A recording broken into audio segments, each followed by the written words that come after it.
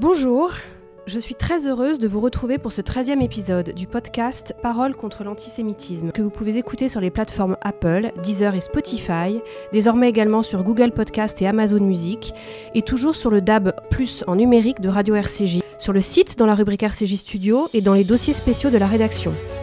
Un podcast aux valeurs universalistes, un podcast laïque, républicain et antiraciste. Un podcast qui ne devrait pas exister. Aujourd'hui, je reçois la porte-parole de l'association Women United for Peace, Sandra Ifra. Pour ceux qui ne connaissent pas ce jeune collectif, Women United for Peace est né après le 7 octobre. Il se veut indépendant, non confessionnel et apolitique. À sa tête, 6 prénoms, 6 femmes actives, voire même hyperactives. Je suis allée voir leur profil. Jessica, Alexandra, Joy, Sandra, Caroline et Karine. Des mères de famille, des entrepreneurs, des chefs d'entreprise, des influenceuses, des artistes, des universitaires, qui agissent en France, au Royaume-Uni, aux Émirats arabes unis, en Allemagne et aux États-Unis, des citoyennes engagées pour la paix que réunit donc ce collectif. Son but est de sensibiliser les populations sur les conséquences des conflits afin d'encourager la médiation plutôt que la violence. Women United for Peace réalise de nombreux événements pour aider financièrement des associations engagées.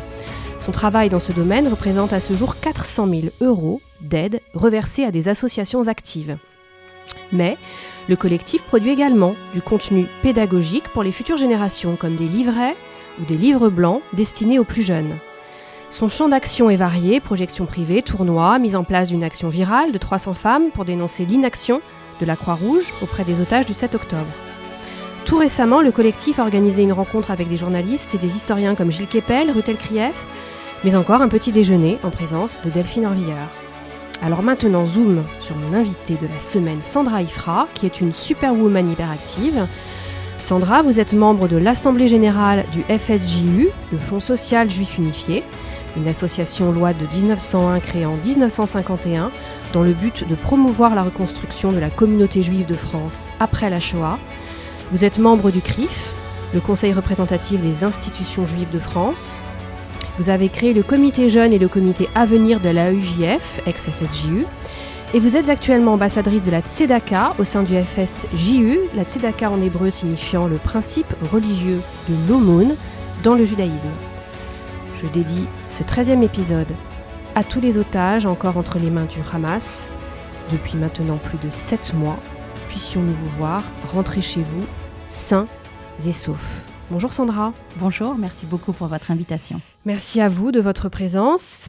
Alors Sandra, je voulais commencer cette interview par votre récente tribune datée du 10 mai parue dans Valeurs Actuelles. Le jeune collectif Women United for Peace y déclare « Nous commençons à être entendus par les élites, mais aussi par une grande majorité de nos compatriotes. 76% des Français estiment que l'antisémitisme n'est pas que l'affaire des Juifs.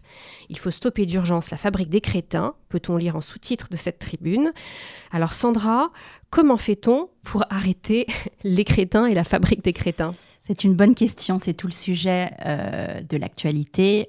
Pour arrêter justement la fabrique des crétins, c'est tout simplement l'idée de la pédagogie, de l'éducation, à travers, si vous voulez, les associations qui peuvent aider. On a besoin évidemment de nos pouvoirs publics pour mettre en place des nouveaux manuels scolaires, une initiation, si vous voulez, dès le premier âge, dès le CP. On entend dès l'âge, c'est quand même incroyable, de 9-10 ans, j'ai même du mal à le dire, 9-10 ans, c'est pas 15-16 ans des lycéens, un problème de violence au sein de nos écoles, de nos collèges, des universités évidemment, mais si vous voulez, tout l'aspect pédagogique et tout l'aspect éducation doit être mis en place par le monde associatif et via nos pouvoirs publics pour justement éviter un manque de connaissances, des idées reçues qui peuvent entraîner, comme on l'a évoqué, des crétins.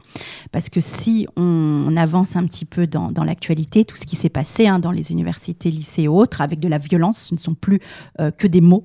À l'époque, c'était des mots. Aujourd'hui, il y a des véritables actes. Je vous donne l'exemple d'un petit garçon de l'âge de 9 ans, classe de CP, où on a mis son visage, sa tête dans les toilettes. C'est quand même très, très grave, ça arrive là. Et tout le sujet, c'est justement pouvoir donner des véritables définitions pouvoir évoquer, si vous voulez, sans confusion, ce qui se passe en France et en Israël. Alors, vous êtes donc un collectif de femmes au sein de Women United for Peace. Tout à fait. Vous êtes née après le 7 octobre. Et vous, Sandra, depuis quand et à quand remonte votre engagement ? Alors, mon engagement pour la communauté et pour le social, j'avais 15 ans lorsque j'ai démarré, si vous voulez, mes premières actions. Ça vient de ma famille. Jamais j'aurais pu donner un sens à ma vie sans avoir l'envie d'aider les personnes qui n'ont pas la chance de vivre comme nous. Donc, au départ, c'était vraiment des actions pour aider les femmes, les enfants, les grands-mères, les personnes âgées ou autres en France et aussi en Israël. Il y a également tout un aspect, si vous voulez, d'engagement, de militantisme par rapport à l'histoire de ma famille. Ma famille, du côté paternel, a vécu donc la Shoah, a vécu le fait de devoir se cacher, de devoir changer son nom de famille. On ne pouvait plus déjà à l'époque porter le même nom de famille. Donc, si vous voulez, par mon grand-père aussi, qui a constitué avec d'autres familles les premières institutions en France, j'ai grandi dedans. Et pour moi, c'était vraiment des actions qui me paraissent plus que naturelles. Est-ce que vous-même, vous avez été victime d'antisémitisme ? Moi, à titre personnel, non pas directement, sauf depuis que je passe dans les médias. Vous pouvez bien imaginer dans les grands médias, en tant que porte-parole de Woman, que je reçois évidemment des insultes. J'ai porté plainte, il ne faut pas avoir peur non plus de porter plainte lorsqu'on a des actes. Pourtant, je tiens un discours, vous allez le voir, extrêmement pacifiste, extrêmement ouvert. Et malgré tout, oui, j'ai reçu, et c'est normal, je m'y attendais, malheureusement, certaines menaces. Mon fils, qui a 15 ans, il y a peu de temps justement, a été victime de menaces au sein d'une soirée d'un traiteur, une personne, il ne se passait rien, il jouait avec ses amis en train de le traiter sale juif. On a pris une photo et évidemment, la personne a été virée le lendemain. Voilà.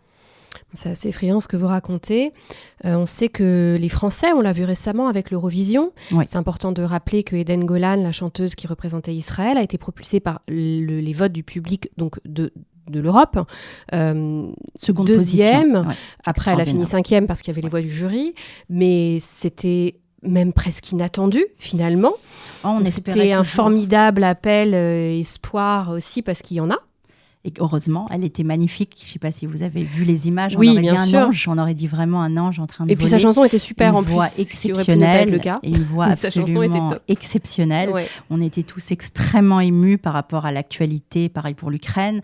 Et si vous voulez, moi, je trouve qu'elle mérite, en tout cas, parce que pour moi, le plus important, c'est le public. C'est les gens, c'est les citoyens, c'est nous, au niveau européen. Et cette seconde place amène à beaucoup, beaucoup d'espoir. Elle a été, vous le savez aussi, au moment des répétitions, et puis même, il y a eu un ordre, beaucoup de sécurité, et ça encore, c'est la même chose, on confond tout, c'est encore une histoire de pédagogie, d'éducation, comme devant Sciences Po, comme devant, il y a eu le drapeau aussi devant HEC qui a été retiré aussi il y a quelques jours. Tout ça, c'est la même chose, c'est les crétins, la bande de crétins, il ne faut pas tout mélanger. Il y a eu des mains rouges qui ont été récemment taguées sur le mur des Justes du mémorial de la Shoah à Paris, donc concernant l'actualité, dans le quartier du Marais, dans la nuit du 13 au 14 mai. Alors, c'est un symbole très controversé qui est utilisé dans les manifestations pro-palestiniennes, qui a été peint sur le mur, tout le long du mur, qui porte le nom des près de 4000 hommes et femmes qui ont contribué au sauvetage des Juifs en France pendant la Seconde Guerre mondiale, dont vous faites partie aussi, dont votre famille a fait partie, Sandra, puisque... Exactement. Voilà, on a été, si je suis là aujourd'hui devant vous, en train de vous parler, c'est parce que ma famille, heureusement, a été sauvée en France, comme beaucoup de familles ashkénazes, par des citoyens français, des justes, et heureusement, il y en avait. Et évidemment, vous pouvez imaginer l'émotion, que ce soit pour moi ou pour plein d'autres familles, de cet acte, de ce crime, parce que j'aimerais vraiment employer le mot crime pour cet acte ignoble, inqualifiable, comme ce qui s'est déjà passé en Alsace ou ailleurs dans le monde sur les tombes profanées. C'est exactement la même chose. Et j'en appelle vraiment au pouvoir public. J'espère qu'on retrouvera ces ordures, ces criminels, et qu'il y aura une condamnation exemplaire, unique, qu'on n'ait pas peur, comme pour les histoires à l'époque d'Halimi ou de Madame Knoll, où justement les mots et les condamnations n'ont pas été assez fortes. Et aujourd'hui, et en vue de l'actualité et de tout ce qui se passe, nous avons un devoir, nous avons une responsabilité collective et on a vraiment besoin de nos pouvoirs publics pour une condamnation exemplaire. Vous collaborez, Women United for Peace collabore avec les politiques. Vous avez assisté aux assises qui ont été initiées par Aurore Bergé. Est-ce que vous pouvez nous dire s'il en ressort des mesures concrètes et quel serait votre souhait, vous, dans les mesures concrètes qui peuvent être appliquées aujourd'hui pour lutter contre les actes anti-juifs? Je précise anti-juifs parce qu'on attaque régulièrement le fait de dire parfois antisémite. Donc, qu'est-ce qui peut être concrètement mis aujourd'hui en place contre ça? Alors, c'était justement le tout débat. Il y a eu les représentants des grandes associations contre le racisme et contre l'antisémitisme réunis donc la semaine dernière. On sent une véritable volonté de la part de tous les acteurs, toutes les associations, tous les dirigeants communautaires et évidemment des pouvoirs publics. Mais ce qu'il faut, c'est tout simplement préparer, et ça c'est un mot-clé, comme la société civile a des projets de loi pour imposer la définition claire et nette de l'antisémitisme. Il faut à la fois des lois rapidement applicables, il y a des choses à changer, donc il y a un programme politique fort à mener pour que, justement, comme on évoquait, que ce soit les mains rouges, que ce soit des choses devant Sciences Po, qu'il y ait de la répression. On n'arrivera pas à arriver à la paix, on n'arrivera pas à arriver à un consensus au niveau national tant qu'il n'y aura pas de répression claire faite par les pouvoirs publics. Ça, c'est le premier point. Ensuite, au-delà de la répression, des sanctions et de lois juridiques nouvelles qui doivent être évoquées aussi bien par nos pouvoirs publics, et je fais confiance, et je l'espère, à M. Attal, à qui j'ai parlé au dîner du CRIF juste après, et à notre Aurore Bergé, qui a mené ces premières assises qui vont continuer aussi avec les politiques au mois de juin. Et par rapport aux politiques, j'en fais aussi un appel, parce que c'est pas clair. Tous les politiques qui vont se présenter, donc évidemment là, le 9 juin, pour les élections européennes, il y a du constat. On a des chiffres, hein. Vous avez invité certaines personnes aussi il y a peu de temps. Ça a explosé, évidemment, même si ça existait avant le 7 octobre. Mais on a besoin de connaître aussi, et ça c'est un appel aussi que je fais aux politiques, le programme justement pour lutter contre le racisme et l'antisémitisme. Ça, c'est un point qui est extrêmement important, pas que le pouvoir en place, mais aussi les autres partis politiques et qu'est-ce qui va se passer au niveau européen. Ça, c'est aussi des questions qu'on aimerait évoquer. Et la deuxième chose, à part la sanction, la répression, qui a bien marché, je donne un exemple d'ailleurs à l'époque à Assas, parce que là, pour le moment, il n'y a pas eu de mauvaises choses réalisées depuis, contrairement à Dauphine et à Sciences Po, c'est l'éducation. C'est la pédagogie dès le plus jeune âge, comme on parlait il y a quelques instants.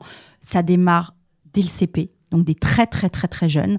Aujourd'hui, les programmes scolaires sont faits dans des lycées, dans des écoles, on va dire un peu élitistes. Il y a des quartiers où malheureusement, et pas loin du plateau, là où on parle à un quart d'heure d'ici, où on ne peut plus évoquer le mot Shoah, où on ne peut pas parler de ce qui se passe en Israël, on ne peut plus mettre les idées réelles, l'histoire avec un grand H en place, des dates, des chiffres, le dictionnaire, qu'est-ce que l'apartheid, qu'est-ce que le génocide, qu'est-ce que la diaspora, à quelle époque a été créé l'État d'Israël, où, pourquoi, comment.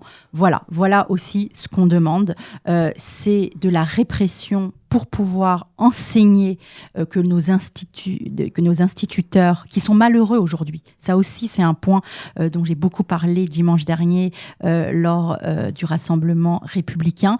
Les enfants dans certaines écoles sont malheureux, les éducateurs, les instituts sont malheureux, et aujourd'hui il faudrait retrouver le pouvoir, il faudrait par, comme je disais, les sanctions, parce qu'on a besoin de sanctions pour retrouver de l'ordre, et après pouvoir élaborer des manuels scolaires, des visites, des témoignages de survivants, que ça soit, il n'y en a plus beaucoup, de la Shoah ou des nouveaux survivants. On a reçu Laura, rescapée du 7 octobre, et on était tous dans un état absolument pitoyable, parce qu'on a appris énormément de choses encore nouvelles, même nous qui sommes au sein de l'information. Voilà ce ce qu'il faut aujourd'hui, des témoignages, du réel et rassurer les professeurs qui font un travail absolument, et je le tiens à le dire, exceptionnel, mais qui, dans certains quartiers, ne peuvent pas aller au bout de ce qu'ils aimeraient appliquer. Donc, voilà. Mireille Knoll, Ilan Halimi, les professeurs, il faut des sanctions nouvelles et exemplaires, et j'insiste péniblement au nom de tous les citoyens, pas que de la communauté juive de France, l'exemplarité. Lorsque j'étais au lycée, je me souviens qu'en classe de seconde, donc vers l'âge de entre 14 et 16 ans, on a diffusé de Nuremberg à Nuremberg. Et il y avait dans cette petite salle sombre des élèves qui regardaient ces images très violentes, qui étaient au programme, que le professeur d'histoire-géographie nous avait fait voir. Et j'avais parmi mes copains un groupe de copains qui étaient donc juifs. Et je me souviens très bien de ces images donc, qui étaient obligatoires. Aujourd'hui, je me souviens aussi du regard que je portais sur eux en train de regarder ces images, qui est évidemment, il y avait une double lecture pour moi, jeune adolescente. Bien sûr. Donc il y a plein de choses qui sont passées par ces séquences-là de visionnage et que je comprenais, il y avait une prise de conscience. Comment aujourd'hui les programmes sont faits ? Est-ce que les jeunes y ont accès ? Et si oui, sinon, pourquoi ? Alors effectivement, sur le papier, vous avez totalement raison. Moi aussi, à mon époque, on a étudié, et je me souviens encore, le sac de billes, où j'ai voulu, au moment de la présentation du sac de billes, et je pense que ça avait marqué les esprits, j'avais 12 ans, j'étais en 6e, j'avais porté l'étoile de ma famille devant tout le monde. C'était une école complètement internationale, absolument pas communautaire. Donc oui, à cette époque-là, on pouvait encore, il y a plusieurs années, évoquer certains sujets, mais comme vous le savez tous, dans certains quartiers, c'est impossible.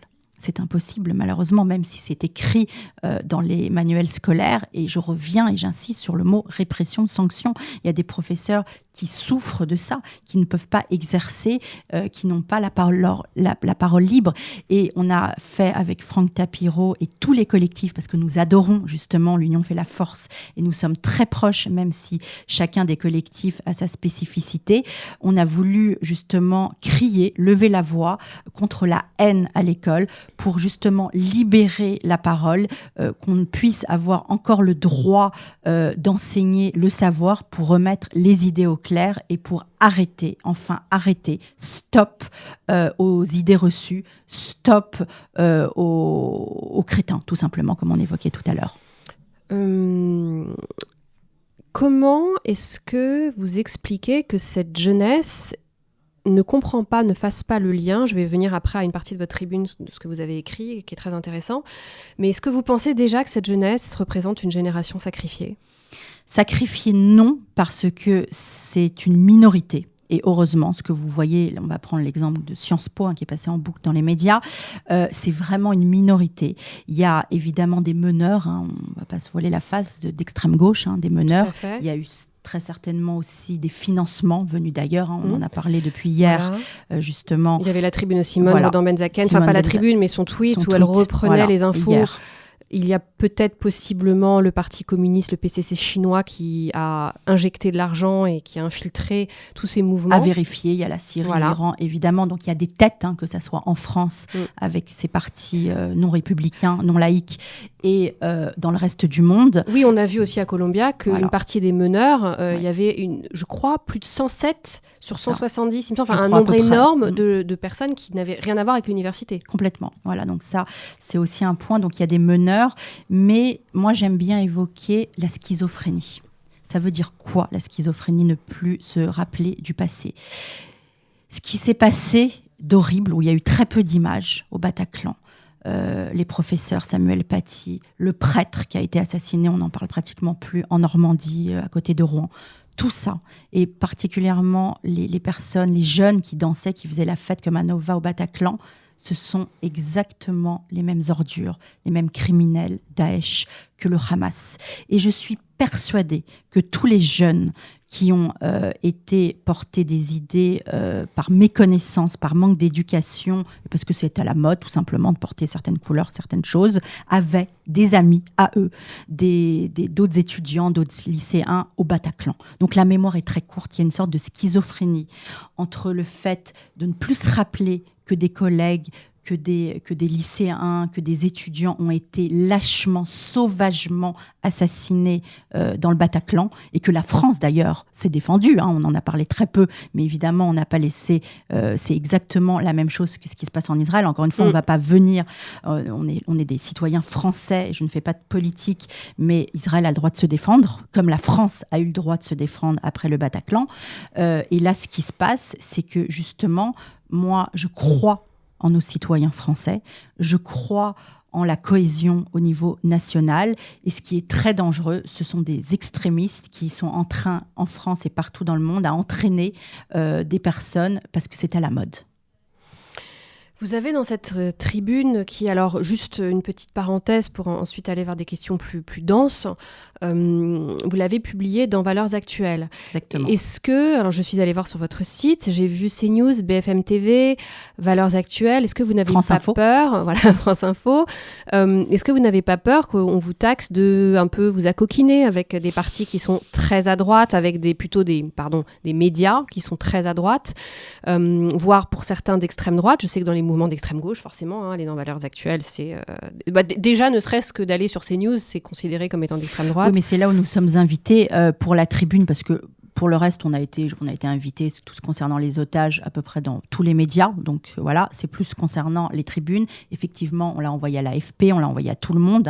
Moi, je rêverais que Libération reprenne. Ils vous ouvrent un peu leurs portes ? Pas du tout. J'aimerais que des journaux que vous qualifiez plus à gauche, que ce soit Libération, Marianne ou autre, Le Monde, ouvrent notre porte. On l'a envoyé. Marianne, vous n'ouvrez pas la porte ? Je suis rentrée récemment, justement pour cette tribune, en contact avec. Bon, là, il n'y avait pas la possibilité, mais nous ont envoyé un gentil message pour une prochaine tribune.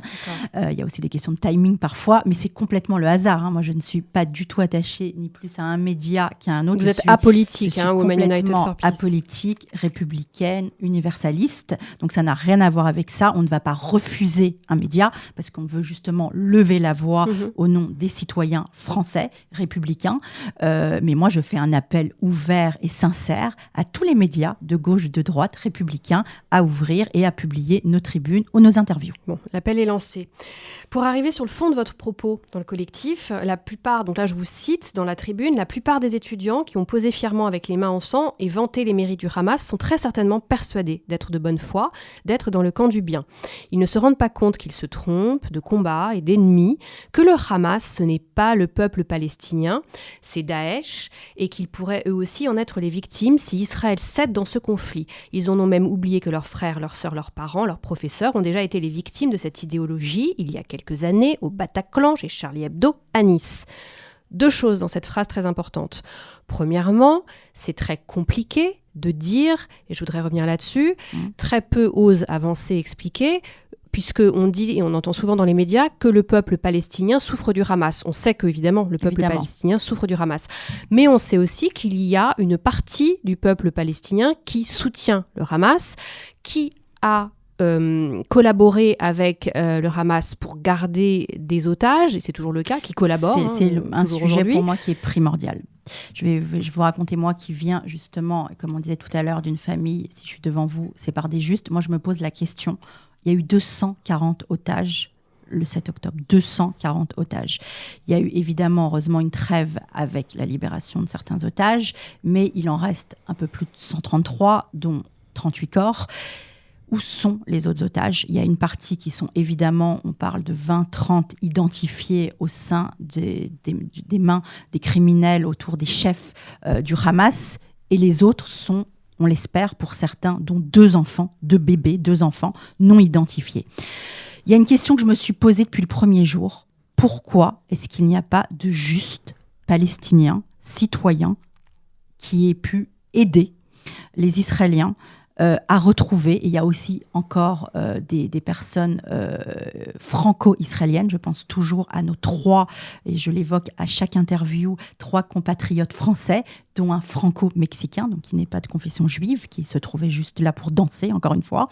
Il y a également, et c'est important de le dire, des Druzes, des musulmans, des Philippins, des personnes de toute nationalité et de toute religion. Tout ça, c'est parce qu'ils travaillaient sur le territoire israélien pour des familles juives ou non juives, mais ils étaient sur le territoire israélien.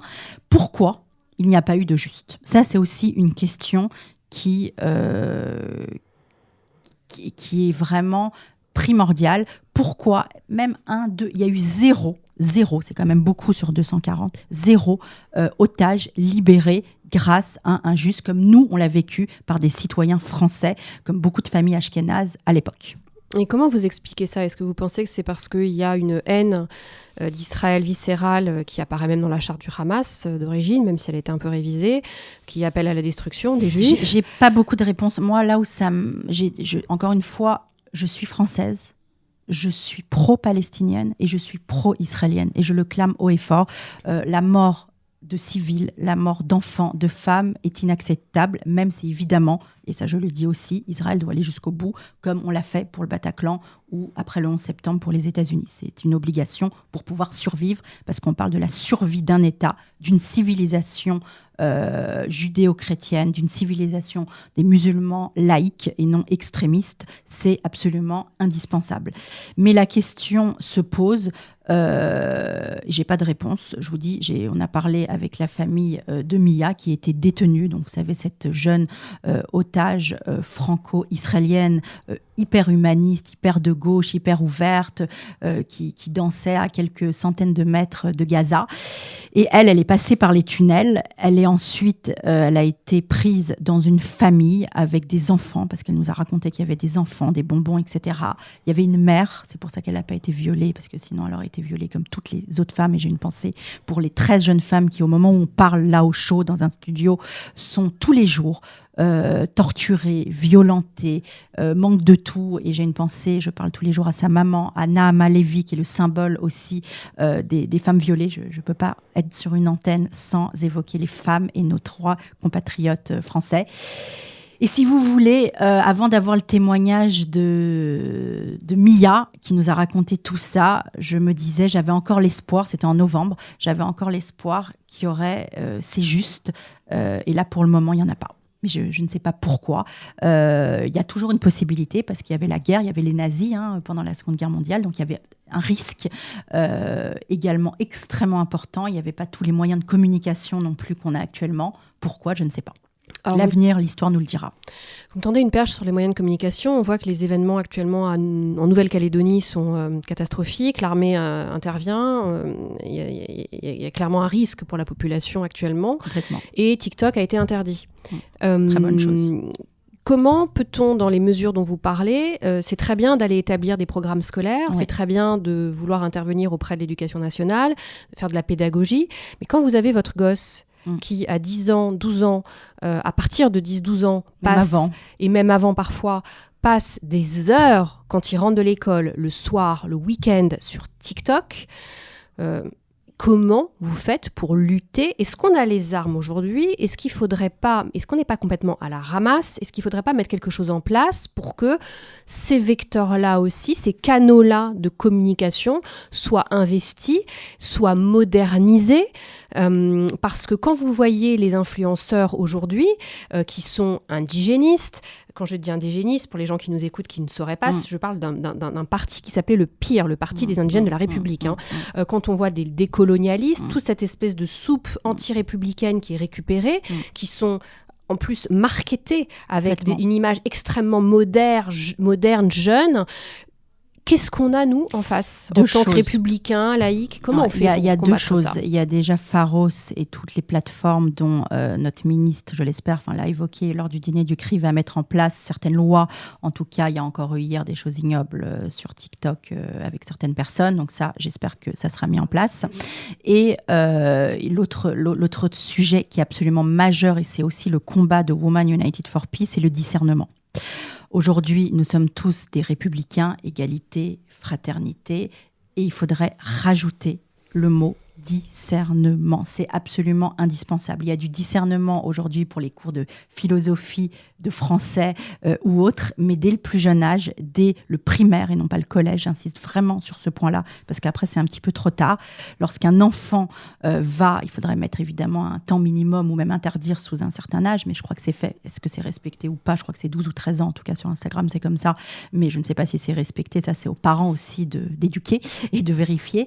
Mais il faudrait faudrait tout simplement expliquer, si les parents n'ont plus la capacité dans certains quartiers, dans certains milieux de le faire, obligatoirement, donc dans le milieu éducatif, tout simplement expliquer que tout ce qu'ils voient sur les réseaux sociaux n'est pas forcément vrai. Le discernement, et ça, c'est aussi un des points majeurs. On devrait en faire une cause, je vais dire presque nationale, comme la violence faite aux femmes, comme le harcèlement.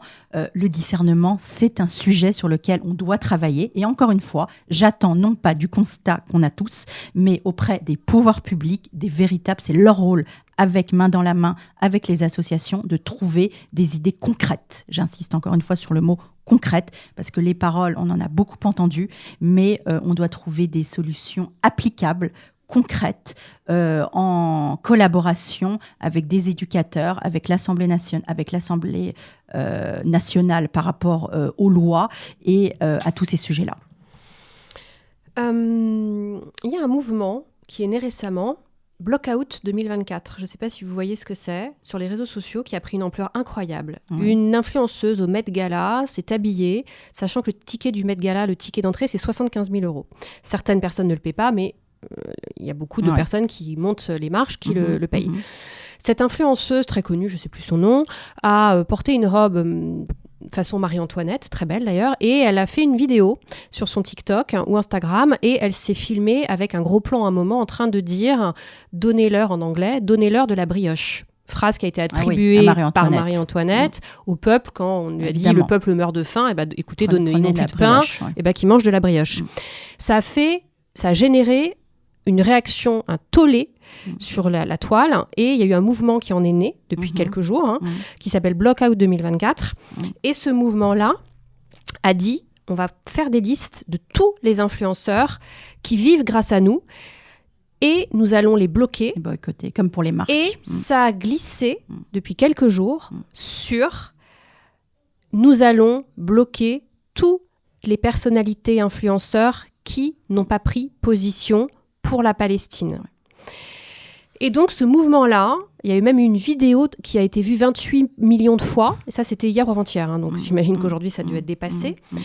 Et c'est allé jusqu'à une influenceuse, Poupette Kenza. Oui, ça, j'ai vu. Voilà. Et c'est le résultat de ce mouvement-là. Elle a eu son compte suspendu. Poupette Kenza a déclaré « Je suis pro-palestinienne. Je ne travaille pour aucune personne sioniste ou juive. J'ai aucune marque, aucun agent, aucun partenaire qui est juif ou quoi. » Et donc son compte a sauté. C'est-à-dire que on en arrive à des déclarations qui ressemblent à ce qui se passait dans les années 40. C'est-à-dire voilà. là, on est vraiment... Même 1938. Voilà, on est vraiment dans cette propagande anti-juif où on va identifier, de peur d'être boycotté et finalement de perdre ses contrats et ses marques, on va jusqu'à dire « Ah non, mais moi, je suis propre, moi je suis clean, je ne m'acoquine pas, je ne flirte pas avec le juif. » Et comment on peut lutter contre ça ? J'en reviens toujours aux réseaux sociaux, mais évidemment j'ai trouvé ça extrêmement choquant. Jusqu'où ça va aller ? C'est extrêmement grave, comme vous le dites, parce que contrairement aux années noires que vous venez d'évoquer, aujourd'hui, il y a trop de communication. Ça part dans tous les sens et parfois trop de communication peut faire beaucoup de mal. Alors moi, j'invite, justement, c'est très bien que vous me posiez cette question, toutes ces personnes, que ce soit les jeunes lycéens des universités, que ce soit les TikTokers, les nouveaux influenceurs d'aujourd'hui, à aller se rendre pour voir la réalité sur le terrain. C'est ce qu'on fait aussi avec la presse, très souvent, que ce soit avec le CRIF ou DDF. Qu'est-ce qu'Israël ? Parce que là, on parle effectivement de la guerre, des massacres, du pogrom bien évidemment, des otages. Mais Israël, ce n'est pas que ça. Si ces personnes-là avaient de l'éducation, comme on n'arrête pas d'évoquer les manuels scolaires et tout, non, c'est trop tard. Ils ont un certain âge, etc. Ils sont plus lycéens, c'est trop tard. Second round. Le second round, c'est d'aller carrément sur place.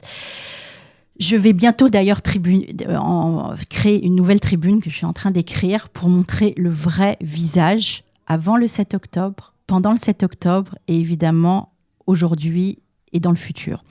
C'est quoi Israël ? Parce que si ces personnes-là avaient les bonnes idées, ils comprendraient et il n'y aurait pas toutes ces controverses et toutes ces contre-vérités.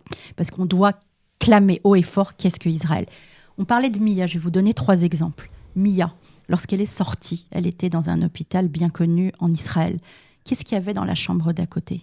Eh ben, il y avait des enfants palestiniens, peut-être des personnes, des entre guillemets terroristes qui étaient soignés avec les meilleures technologies, exactement comme en France. Voilà ce que c'est Israël. On ne fait pas de différence entre un être humain, parce qu'on parle d'être humain, on oublie souvent ce mot, qui soit d'origine juive, musulmane, chrétienne ou autre, et ça c'est extrêmement important de le dire.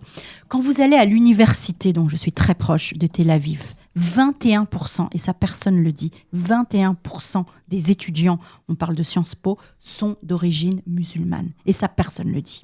Quand on va dans tout ce qui est au niveau des startups, vous savez qu'Israël est bien connu pour la tech et les startups, vous Absolument. avez des créateurs, vous avez des personnes de tous bords, de toute religion, de toute nationalité. Lorsque vous allez vous promener à Tel Aviv, cet endroit si merveilleux, si ouvert, qui est une ville tellement internationale comme à Londres, comme à Hong Kong, comme à New York, comme à Paris, il y a tout le monde. Lorsque j'ai commencé le monde associatif avec le Fonds social juif unifié. Vous savez ce que c'était un des premiers programmes, c'était un petit peu plus calme à l'époque, c'était le théâtre, c'était la culture, c'était le partage. Et on a financé justement des programmes avec des personnes, des jeunes, mot-clé aussi, parce que l'antisémitisme et tout ce qui va avec, les TikTokers dont vous venez de parler, c'est la jeunesse, c'est pas des gens de 80 ans, c'est plutôt des jeunes, hein, on les voit partout. Et ben c'est ça Israël, c'est le partage, c'est l'amour, c'est le fait de pouvoir travailler les uns avec les autres. Il n'y a pas d'apartheid, il n'y a pas de génocide. Quand on va justement, juste avant, évidemment, le 7 octobre, acte de défense, hein, et non de résistance, mais de défense pour Israël, et ben, il y avait des plages, il y avait des beaux hôtels, il y avait justement plein de choses en construction, et ce n'est pas Israël qui empêche qui que ce soit, bien au contraire, ils ont financé, ils ont été les premiers à envoyer des choses éducatives, ils ont été les premiers pour l'aide humanitaire. Si les gens remettaient en place la réalité du terrain, l'histoire avec un grand H, on n'en serait pas là aujourd'hui. Et c'est pour ça que j'insiste sur des voyages, que ça soit justement pour ces TikTokers, que ça soit justement pour certains politiques. Il faut aller sur place, c'est ce qu'on fait, nous, via nos associations, via les collectifs, faire des voyages avec certains journalistes. Et je vous remercie parce que c'est important de lever la voix. Et c'est mon rôle aujourd'hui, c'est pour ça que je suis là devant vous, pour expliquer la réalité d'Israël, du terrain, de notre civilisation que nous aimons tant. Ce sont des personnes aussi, à mon avis, qui n'aiment pas la France. Parce que pour pouvoir aimer la France, pour pouvoir justement arriver à des belles choses, la division, à part pour des idées purement électorales et politiques, pour moi, ce sont des personnes qui n'aiment pas la France. Le mouvement dont j'ai parlé, j'ai fait une petite enquête par rapport à Blockout 2024. Ce serait, à l'origine, parce qu'il faut bien comprendre que tous ces mouvements sont tout de suite pris d'assaut, instrumentalisés. Quand on comprend qu'il y a un mouvement comme ça qui génère autant de personnes autour de cette histoire du Met Gala, tout de suite, c'est récupéré, politisé par des associations et c'est instrumentalisé. Alors derrière, moi, j'ai découvert, à vérifier, mais je sais qu'une journaliste qui a ou va sortir là un sujet m'a dit oui, en effet, moi aussi, c'est ce que j'ai trouvé d'un magazine important. Je ne vais pas spoiler son article, mais en l'occurrence, on a trouvé la même chose et je l'ai publié sur mon Instagram, que c'est le mouvement BDS qui est derrière, Boycott, des investissements et sanctions, qui est un mouvement donc, qui veut boycotter Israël. Voilà. Donc, c'est important de le dire parce que je voudrais que les personnes qui nous écoutent ne pensent pas que ce sont des mouvements comme ça qui naissent spontanément. Il y a toujours derrière cette récupération qui est faite. C'est pareil pour Sciences Po, c'est pareil pour ce qui se passe au Canada, aux États-Unis, partout. Il y a des meneurs qui sont financés, comme on l'expliquait tout à l'heure, et puis après, ça entraîne la bande des crétins. Dans ce que vous avez dit sur et dépeint sur Israël, moi que je ne connais pas, dont j'ai entendu parler, je n'y suis jamais allée. En revanche, ce que je connais, avec grand plaisir, j'ai des amis là-bas, donc j'ai déjà été invitée, il faudrait vraiment que j'y aille maintenant. J'ai en revanche une expérience et je sais que la communauté très à gauche dans laquelle j'ai un pied, végane, puisque je suis très engagée dans le droit des animaux, eh bien, elle est très développée en Israël. Le droit des animaux, le droit des LGBT également. Ouais. Donc, quand je vais à une manifestation contre les violences faites aux femmes le 8 mars et que je vois des panneaux et des pancartes avec écrit les Gouines avec la Palestine, excusez-moi, je me dis on marche sur la tête. Complètement. En fait. Le monde est devenu fou. Par rapport à ce que vous évoquiez, les animaux, c'est aussi quelque chose d'extrêmement important en Israël. Et d'ailleurs, normalement, pour avoir l'autorisation d'avoir un animal, ça c'est écrit dans la Torah, il faut avoir un espace vert du terrain, parce que toujours, c'est l'idée du bien-être, c'est l'idée aussi bien pour les animaux que pour les êtres humains. Chaque vie, que ce soit un animal ou un être humain, quelle que soit sa religion, c'est absolument primordial. Et par rapport aux animaux aussi, vous savez, tous les soldats, parce que c'est important aussi de le dire, ce n'est pas du tout une envie d'aller combattre. On parle de Tsahal, parce que Tsahal a une très mauvaise image. Mais nos dirigeants, les dirigeants israéliens, leurs fils, leurs neveux, leurs cousins, leurs frères sont obligés pendant 3 ans pour les hommes et 2 ans pour les femmes. C'est pas du tout une partie de plaisir. C'est comme nous en France, je ne sais plus quand est-ce que ça a été arrêté, mais c'était une obligation. Ça commence à remonter maintenant. Ils sont traumatisés. Ils sauvent tout d'abord Israël et puis après notre civilisation. Et vous savez quoi, quand ils reviennent, très souvent, j'en parlais avec des familles justement hier, ils ont besoin d'avoir des animaux parce qu'il y a tout un côté psychologique aussi. Et nous, via aussi nos associations, mais plus pour, non pas pour Tsahal, mais plus pour les enfants, ce côté cocooning, ce côté, si vous voulez, bien-être, on essaye parce qu'ils sont traumatisés, même les enfants qui ont entendu, qui ont vu ce 7 octobre ou même ce qui s'est passé après, ont besoin justement d'un côté tous ensemble. Et c'est ça, comme vous le disiez aussi, le tourisme, le partage, l'ouverture d'esprit, que ça soit vegan, pas vegan, peu importe, c'est l'ouverture avant tout en Israël, c'est la beauté. En tout cas, même si c'est jamais parfait, parce que j'entends déjà les contre-arguments des personnes qui pourraient objecter, oui, à certaines choses. En tout cas, il y a une volonté d'aller vers le respect des besoins primaires de l'animal et d'évoluer dans ce sens-là, et le respect des minorités. Complètement. Et ça, c'est propre à Israël, que ça soit, ils votent de la même manière, Israéliens, ils votent de la même manière pour les élections. Ils sont traités aussi, alors c'est pas le mot sécurité sociale, mais il y a des aides de la même manière. Il y a des logements, entre guillemets, sociaux, ils en profitent, quelle que soit la religion, de la même manière. Voilà ce que c'est Israël, mais ça, personne n'en parle. Personne.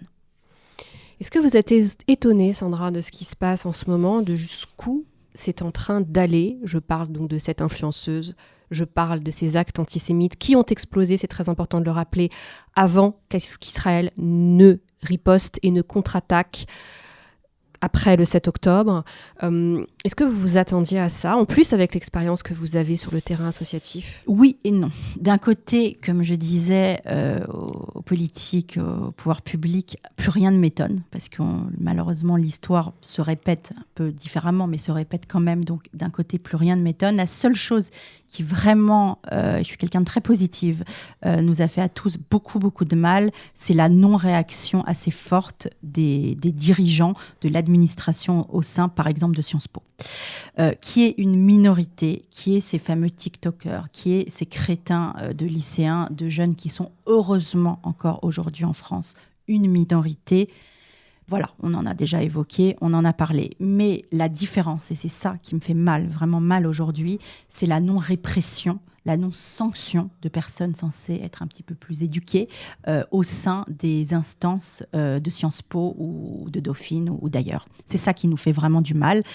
J'aime bien l'espoir, je crois en nous, je crois en nous en tant que républicains, en tant que laïcs, en tant que citoyens ou citoyennes françaises. C'est important aussi le mot citoyenne parce que je ne sais pas si vous l'avez remarqué, mais depuis le 7 octobre, la voix se lève principalement par les femmes, que ça soit le 7 octobre, Nos Silences, Action Avocat ou tout autre collectif avec qui nous sommes extrêmement unis, Courir pour les otages ou autres. Il y a beaucoup, beaucoup de femmes, beaucoup de mères. Et même à mon micro, j'ai principalement des femmes. Voilà. Pourquoi? Je ne sais pas. C'est peut-être une sensibilité en tant que mère de famille, en tant qu'espoir aussi. Et c'est vrai qu'au sein de Women United for Peace, nous, c'est la lumière. C'est le fait de ne pas mâcher ses mots, mais de trouver toujours une solution. Nous aimons la France, nous croyons en nous, en les Français, et on espère qu'il y aura évidemment des solutions concrètes, rapides, de la part de nos instances dirigeantes. Je me pose la question, en allant sur votre site, j'ai vu qu'il y avait donc... Vous êtes 6 femmes. Est-ce qu'il y a dans les gens qui vous aident, qui vous soutiennent, qui interviennent sur le terrain, des personnes qui ne sont pas de religion juive. Oui, de plus en plus. On a une demande. Au début, c'était effectivement très communautaire. On a une demande. On a aussi prévu de faire des actions différentes. Là, en ce moment, le sujet, c'est évidemment Israël. Mais il y a plein de choses à faire aussi avec les femmes iraniennes. On sait beaucoup. Je crois que oui, Mona Jafarian de Femme Azadi. Qui est exceptionnelle. Voilà, donc on fait de plus en plus de choses aussi, lever la voix pour l'Iran. J'aimerais qu'on fasse des choses aussi dans le futur pour l'Ukraine, parce qu'on n'en parle pratiquement plus, mais c'est aussi un sujet avec des souffrances de l'antisémitisme aussi sur place, absolument effroyable. Donc il y a énormément de choses à faire, d'ouverture. Je pense aussi aux évangélistes, je pense au monde chrétien d'Orient aussi, qui souffre énormément, on n'en parle pas assez. Voilà ce que c'est aussi nos actions, nos futures actions. On ne peut pas tout faire en même temps, mais le fait de pouvoir lever la voix tous ensemble, de vouloir une civilisation, si vous voulez, complètement laïque, républicaine, je pense peut être très rassembleur. Mais encore une fois, pour moi, le mot clé, que ça soit en France ou dans le reste du monde, c'est de faire bouger ce monde et cette France silencieuse. Avant d'en arriver à vos actions de Women United for Peace, j'aimerais vous poser une question, puisque vous dites personne n'est dupe, traiter quelqu'un de sale sioniste, c'est le traiter de sale juif.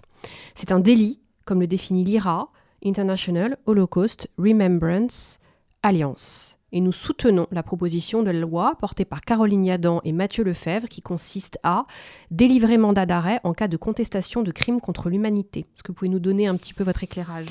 C'est exactement ce qu'on était en train de raconter tout à l'heure, c'est qu'il faut des lois concrètes. Il ne faut pas avoir, on ne veut pas que ça se reproduise comme avec Mireille Knoll, où ça a été complètement mis de côté. On veut du concret. Il faut des lois, on va dire, un petit peu plus efficaces, un peu plus claires. Ne pas avoir peur de statuer sur le mot antisionisme, anti-juif ou antisémitisme. Et c'est exactement ce que proposent les personnes, Caroline, qui on est très proche. Voilà, donc il faut aller évidemment plus loin dans ce côté juridique. Il y a des personnes qui s'en occupent très bien, qui aident aussi les politiques. On en a parlé tout à l'heure, Muriel Waknin de l'OJE, qui fait un travail absolument formidable, mais elle est bloquée. Et c'est pour ça aussi qu'on veut aller plus loin. Elle est bloquée par rapport à certaines lois qui ne sont pas assez fortes, pas assez puissantes. Il y a aussi nos amis avec Déborah Journeau et Agnès Action Avocat, qui font aussi des choses contre l'antisémitisme, on était avec eux aussi devant le Sénat. Enfin, voilà, comme je vous disais, il y a beaucoup de choses à faire. Ça, c'est du pur juridique. Vous pourrez les inviter. C'est des femmes qui sont extrêmement intéressantes avec aussi, Déborah, et qui rentreront beaucoup plus dans le détail. Voilà. Est-ce que vous pouvez juste expliquer quand même pour les personnes qui nous écoutent, parce que je pense que parfois c'est difficile pour les gens, et j'aimerais dire par rapport à votre investissement en tant que Française, républicaine, de religion juive, j'ai eu moi plein de messages de personnes qui m'ont dit merci encore toute cette semaine depuis mes prises de position. D'abord, qui précédemment, depuis maintenant 6 ans, étaient contre l'islamisme et contre le wokisme, ce mot que j'ai de plus en plus de mal à employer, en tout cas la censure, évidemment tout ce qui s'est passé avec tous ces mouvements qu'il a fallu un moment que je décrypte et que je comprenne en tant que journaliste et citoyenne et femme de Charlie Hebdo, de journalistes forcément, ce qui arrive à nos professeurs, ce qui est arrivé quand même à 2 garçons que je connaissais qui sont restés au Bataclan et ne sont pas sortis. Donc tout ça, il a fallu le comprendre, le digérer. Et j'ai beaucoup de messages de personnes qui sont aussi de religion juive, qui me remercient, qui n'osent pas prendre la parole, qui me disent « j'ai peur de perdre ma communauté ». Bah oui, ça veut dire qu'ils perdent aussi leur gagne-pain, parce que leur travail est public. J'ai peur, merci de parler, parce que moi j'ai peur de perdre mes amis. Il y a beaucoup de solitude, beaucoup de détresse, beaucoup d'isolement, beaucoup de tristesse. Et donc c'est pas facile de parler. Comment est-ce qu'on peut conserver ces libertés-là ? Comment est-ce que vous faites pour conserver cette liberté-là ? Est-ce que vous l'avez toujours eue ? Est-ce que vous travaillez à côté ? Vous êtes bénévole pour Women United for Peace ? Je travaille, je suis complètement bénévole. Quel est votre métier à côté ? pas, on pourra l'évoquer un autre jour. Moi, je travaille dans l'art, voilà, comme tout vous simplement. voulez. Alors, on passe sur le sujet. Mais là, c'est vraiment, si vous voulez, évidemment, on a tous des attaques. Vous imaginez bien qu'en plaçant sur les plateaux, j'ai des attaques, mais peu importe. Au contraire, ça me stimule encore plus. D'accord. Rien ne me fait peur parce qu'il faut lever la voix, et ça, j'en suis convaincue, qu'on est du bon côté de l'histoire avec un grand H, et rien ne m'atteindra parce que, en plus, on est très ouvert, si vous voulez. C'est pas du tout sectaire. On est apolitique, universel. Donc, moi, ça me pose pas de problème. Je sais que je suis du côté du bien. Et par rapport à votre question, oui, effectivement, il y a beaucoup de personnes, d'amis, d'entourage qui ont peur, qui ont tout simplement peur, parce qu'effectivement, le fait de lever la voix, et principalement, beaucoup de gens ont du mal, et pourtant, ça serait bien de publier sur LinkedIn, parce que LinkedIn, c'est le réseau au niveau professionnel, mais beaucoup refusent, parce que, bon... c'est pas facile, hein. On ne crie pas haut et fort qu'on a telle ou telle idée, surtout en ce moment, c'est pas, entre guillemets, malheureusement, politiquement correct. Et même pas à la mode, on peut le dire. Et même pas à la mode aussi. Mais voilà, il y a des personnes comme nous, je ne veux pas parler de courage parce que pour nous, c'est plutôt quelque chose de naturel, mais effectivement, c'est pas simple, et c'est encore moins simple dans les écoles quand vous entendez, c'est leur lieu de travail aussi, et ce qui se passe, c'est vraiment aussi auprès de la jeunesse, quand vous avez un enfant de 10 ans qui vomit le matin ou qui a la peur au ventre d'aller à l'école parce qu'il va être traité de sale juif, parce qu'il va être embêté, parce qu'on va faire les premiers actes de violence, qui ne peut plus vivre sa scolarité normalement, ça c'est très grave. Ça c'est très grave. Il ne faut pas que ça devienne un point de non-retour. Mais effectivement, dans certaines catégories, dans certains milieux, il est très très difficile de pouvoir à la fois combattre ce fléau de personnes qui veulent tout simplement la destruction de notre civilisation, et pouvoir continuer à travailler dans les milieux où ils devraient justement être fiers de pouvoir à la fois mener un combat du militantisme et pouvoir continuer à travailler, à vivre normalement. Comment vous le vivez, vous, Sandra, à titre personnel, en tant que maman, en tant que femme, en tant que Française ? Vous avez dit tout à l'heure, vous m'avez confié, votre famille a été protégée par aujourd'hui des justes, qu'on appelle des justes. Comment vous vivez ça à titre personnel ? Moi, je suis très protégée. J'ai pas eu, à part par les réseaux sociaux, véritablement, frontalement, parce que comme je vous disais, je tiens un discours assez ouvert, tout en étant honnête, mais assez ouvert, personnellement et au sein des différentes associations. Donc, j'ai pas spécialement eu, à part sur les réseaux, des choses comme ça. Je sais que je suis du bon côté de l'histoire, encore une fois, et que ça sera prouvé. Ça, j'en suis plus que convaincue. Je sais et j'appelle vraiment les gens à ne pas avoir peur. Vraiment, c'est le mot-clé. Que ça soit pour les politiques, on a besoin de courage aujourd'hui. On a besoin de courage pour maintenir cette civilisation que nous aimons tant. On a besoin aussi de nouveaux militants. Ça, c'est important. Hors de la communauté, comme vous le faites aussi via, et je vous en remercie encore une fois, c'est un beau titre qui ne devrait pas exister, mais qui existe, comme vous le dites si bien, via votre podcast. Et je pense et j'espère que la France, que le monde va se réveiller. On n'a pas le choix. On a toujours survécu. Moi, j'ai un exemple aussi pour donner un peu d'espoir et de lumière que j'évoque, c'est l'Allemagne. L'Allemagne nazie et les relations aujourd'hui que la France a, merveilleuses évidemment, avec l'Allemagne.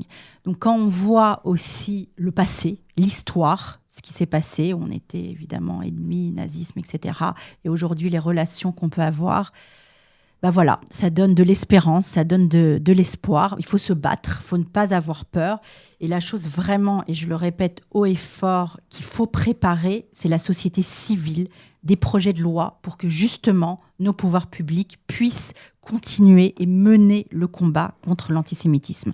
Il y a toute une préparation, que ce soit les écoles, que ce soit au sein des entreprises, que ce soit au sein des réseaux sociaux, que ce soit au sein même des prisons, des centres de rétention. Il y a tout un travail, et c'est pas facile, je sais que c'est pas facile, mais on a le droit de rêver pour cette génération-là. Il y a un travail en amont à préparer avant d'arriver à certaines lois qui, je l'espère, vont être votées à la fois par l'Assemblée nationale et ensuite par le Sénat. Pourquoi des prisons ? Parce qu'en prison, il se passe beaucoup de choses, vous le savez, on entend beaucoup de choses. Ils arrivent là et ils sont encore plus, on va dire, pour certains, alors évidemment, c'est pas tout le monde, c'est pas partout, mais endoctrinés, j'aime bien ce mot-là, endoctrinés, c'est un peu comme une secte, endoctrinés par rapport à l'islamisme, et à ne pas confondre évidemment avec la religion musulmane. On aime tous musulmane. Et il y a, je pense, énormément de travail, de pédagogie à faire. Encore une fois, c'est aux politiques. Moi, je suis une association, c'est aux politiques de trouver des solutions concrètes. Mais ça aussi, c'est un point où, en sortant de là, je pense, pour certains, encore une fois, pas pour tout le monde, ils doivent sortir de manière amplifiée. Et c'est aussi quelque chose, à mon avis, à développer. Alors plus concrètement, pour rentrer dans le fonctionnement de Women United for Peace, comment vous fonctionnez et les personnes qui nous écoutent, si elles souhaitent vous rejoindre, puisque vous faites un peu un appel à... Simple, comment ça marche? Alors vous avez évidemment notre site internet, womanunitedforpeace.org, donc c'est très simple, vous allez voir nos actions, nos futures actions et les tribunes et différentes choses. Vous êtes sur 4 réseaux sociaux aussi. Voilà, principalement sur Instagram. Vraiment, c'est là où on est le plus actif aujourd'hui, c'est sur Instagram. On commence, on a eu le courage, parce qu'on n'est pas beaucoup à avoir le courage à développer, c'est sur TikTok pas encore, parce qu'il faut faire des vidéos, on manque de moyens aussi.